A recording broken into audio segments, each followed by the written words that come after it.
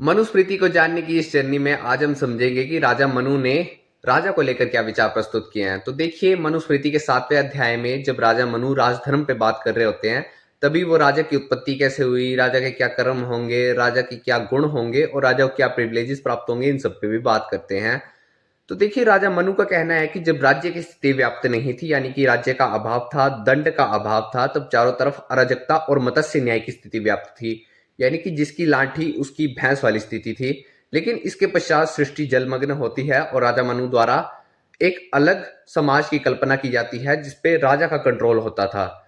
देखिए, वो राजा की दैवीय उत्पत्ति के सिद्धांत पर विश्वास रखते हैं और उनका मानना है कि राजा की उत्पत्ति देवों के गुणों से मिलकर हुई है, यानी कि 8 देवों से मिलकर एक राजा की उत्पत्ति हुई है।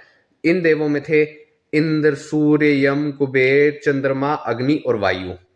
ये प्रत्येक देव एक अलग गुण को रिप्रेजेंट करते थे और इन देवों के गुणों से मिलकर बने होने के कारण राजा स्वयं में एक देव के रूप में पूजा जाता था।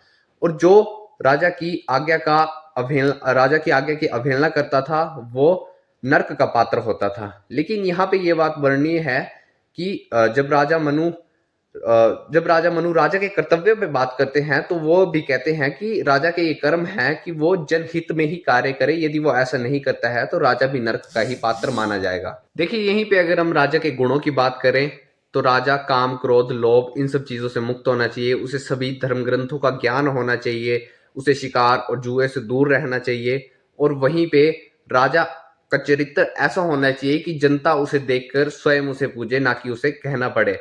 इसके अलावा अगर हम राजा के कर्तव्य की बात करते हैं तो इसमें कई कई सारे और काफी ज्यादा कर्तव्य बताए हुए हैं। लेकिन अगर मैं कंक्लूड करके बताऊं तो इसमें राजा को जो परम धर्म है वो यही है कि वो अपने राष्ट्र की सुरक्षा करे, अपने लोगों की सुरक्षा करे और जनहित में कार्य करे। तो ये थे राजा मनु द्वारा राजा को लेकर विचार। इसी कड़ी में आगे हम समझेंगे कि कोष को लेकर और दंड को लेकर राजा मनु के क्या विचार थे। तो जुड़े रहिए हमारे साथ। जय हिंद, जय भारत, वंदे मातरम।